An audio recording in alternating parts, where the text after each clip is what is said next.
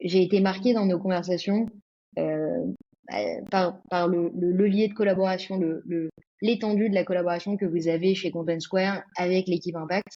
Est-ce que tu peux nous raconter, et peut-être ça inspirera d'autres équipes qui sont pour l'instant pas encore main dans la main, comment est-ce que vous avez commencé à travailler ensemble avec l'équipe Impact chez Content Square? Si j'ai bien compris, ils vous ont précédé. Ils nous ont précédés. Ils nous ont précédés. Mais là, on est là, c'est une longue histoire, d'amour. Entre nous, c'est une romance. Non, en fait, c'est vrai que c'est plutôt eux qui sont venus nous voir au départ. Euh, dans ce podcast, et on en parle pas, nous, on est une petite équipe achat avec un niveau de maturité qui est plutôt bas. Ça fait que 2 ans qu'on est créé. Et pourtant, on a l'ambition de faire les choses très, très bien et de mettre des fondations très solides. Et en ce sens, eh bien, la partie impact, voilà, no bullshit, on s'est dit entre nous, c'est pas la priorité d'une fonction achat dès le départ. Donc c'est eux qui sont venus nous voir. Et au début, c'était plutôt sur de la partie data. C'est vraiment le point sur lequel tout est construit, en fait, la donnée. Et ils sont venus chercher chez nous, en fait, de l'information financière sur nos dépenses, sur nos fournisseurs, pour justement répondre aux questions des labels dont je te parlais précédemment. Donc eux, ils avaient un petit peu de mal à avoir ces réponses. Et nous, en tant que consultant achat, on avait la main sur la donnée, on avait la maîtrise aussi de cette donnée, c'est très important. Et du coup, on a pu les aider. Et puis, il y avait un autre projet, donc les labels, et puis il y avait aussi le premier Sustainability Report, où là, on les a aidés, parce qu'on s'est servi donc de notre baseline, de tous nos fournisseurs, pour estimer notre impact carbone. Ensuite, c'est plutôt nous qui sommes allés les voir cette fois, parce qu'on fait les choses de manière proactive quand on gagne un peu en maturité. Et là, on est venu les voir pour tacler l'angle un peu plus politique. Politique achat, donc la mise en place d'une procurement policy qui inclut des notions durables. Donc aujourd'hui, notre politique achat, elle s'appelle Sustainable Procurement Policy. On a directement, dans notre politique achat, il y a une notion de durabilité. Durabilité, pas que impact, même durabilité dans la relation avec nos fournisseurs. Et ça, je pense que c'est très, très important.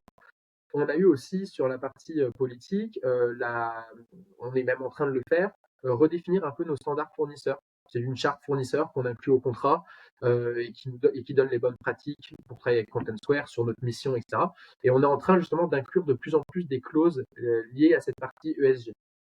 Et enfin, on a mis en place un outil de P2P récemment. Et dans cet outil, en fait, on a mis en place en fait des questionnaires pour mieux évaluer certains de nos fournisseurs en incluant justement des clauses un peu plus durables. C'est intéressant parce que en fait, ça a commencé par vous qui avez la donnée, eux qui vous éduquent sur comment interpréter cette donnée d'un point de vue impact, et vous qui y retournez pour impacter et avoir davantage d'impact sur l'évolution de ces KPI.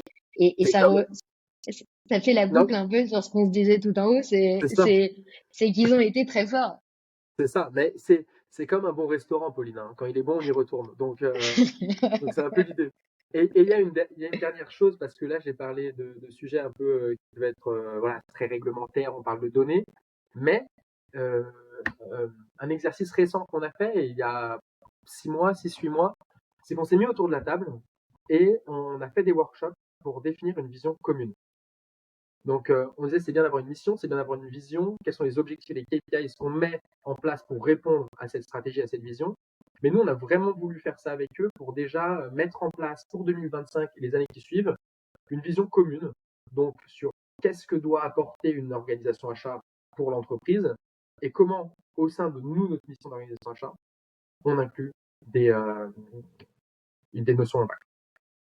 Et du coup, vous en êtes vraiment à cette étape où vous avez posé les KPI, établi un plan ensemble d'action. Ça reste des équipes relativement petites qui n'ont pas des ressources infinies, mais vous avez enclenché la machine déjà finalement assez tôt dans la vie de la boîte. Complètement. Et c'est maintenant qu'il faut le faire, en fait. C'est petit à petit, c'est par itération.